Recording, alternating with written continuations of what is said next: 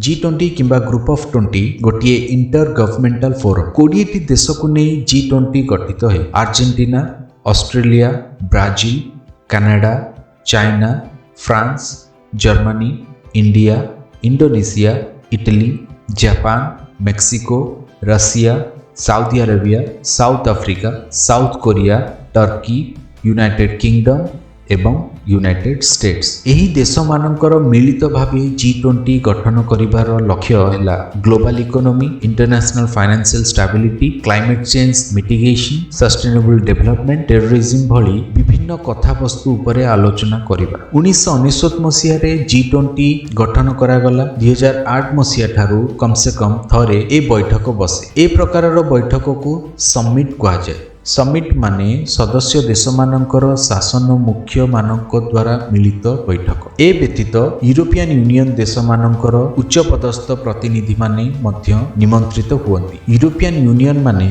Europe महादेशर 27 देशर समूह। एई वर्ष 2 दिन पई G20 बैठक बाली इंडोनेशिया रे अनुष्ठित होईछि। भारतर प्रधानमंत्री मध्य ए सम्मेलन रे योगदान करिछन। से कहिसंती कि से बाली सम्मेलन अवसर रे G20 रो अन्य सदस्य मानक सहित विश्वर गुरुत्वपूर्ण विषय मान यथा विश्व अग्रगतिर पुनरुद्धार, खाद्य और शक्ति सुरक्षा, परिवेश, स्वास्थ्य और डिजिटल ट्रांसफॉर्मेशन विषय मान उपरे कथा है। ए सम्मेलन रे मध्य किछि देश मान निजी मामला विषय रे भी कथा है। ए होछि 17तम G20 बैठक एवं ए वर्षर मुख्य विषय वस्तु रहिछि रिकवर टुगेदर, रिकवर स्ट्रंगर। 2 वर्षर कोरोना महामारी परे सारा विश्व भांगी पड़िछि। तेणु समस्त देश एकजुट हेई मिलिमिशि किभली आउ थरे सेमानंक देश को सुदृढ़ समृद्ध करिवे ताहा हेउछि ए सम्मेलनर मुख्य लक्ष्य। नवनिर्वाचित यूके प्रधानमंत्री ऋषि सुनक और यूएस राष्ट्रपति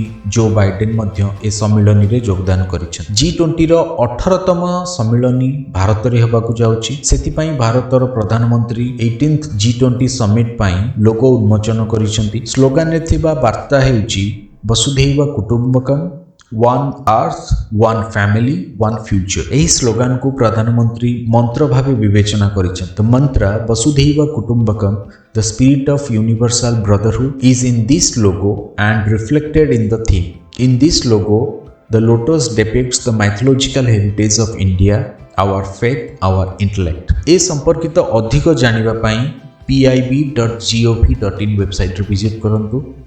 एभली वीडियो देखिया पई चैनल को सब्सक्राइब करंतु, लाइक करंतु, शेयर करंतु।